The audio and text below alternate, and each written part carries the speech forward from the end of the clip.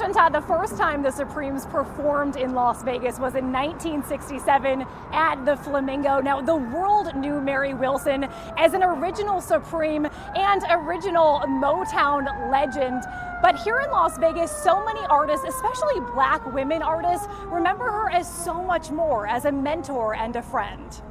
For Michelle Johnson I just wanna stop. And Skye D. Miles, help me if you can. The Supreme Mary Wilson was a star they idolized from afar. I just remember playing their albums front to back to back, every day. It was just like the Supremes. They're just one big ball of beauty and music. That was until their stars crossed with Mary's in the nightlife of Las Vegas. Johnson remembers the first time she spoke to Wilson at an audition. The thing I was auditioning for was not right for me at all. And she was really nice about it and pulled me aside and said, you know, you've got a lot of talent, but this isn't the right show for you, and keep going. And this was a long time ago. And I remember just thinking, who does that? You know, she's a legend, and she took the time to tell me that. Johnson and Miles say Wilson was that person, remarkably down to earth and accessible. Wilson called both women her musical daughters and offered a kind of mentorship and encouragement they say was unique and touching.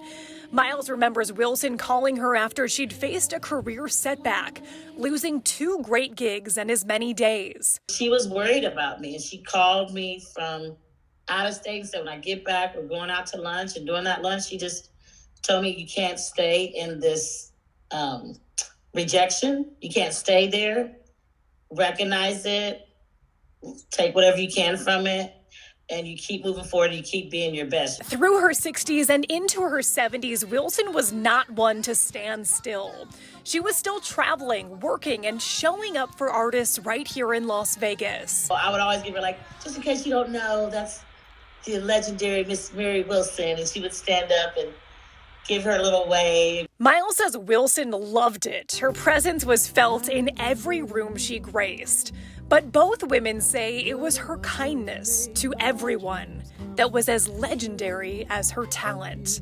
If she did any kind of project, she became friends with the people that a lot of artists don't like, the people who wrote the charts, the sound engineer, the crew. She just had that way of recognizing that no matter what your position was or how famous you were in the business, she made herself friendly and accessible and kind.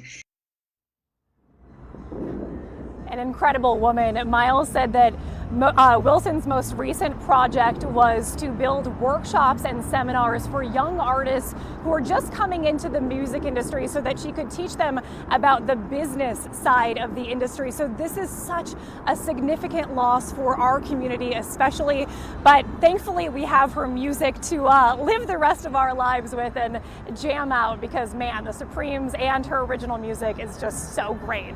Reporting live, Jackie KOSTEK, 13 Action News. Yeah, Jackie, what a soundtrack, what a gift for all of us.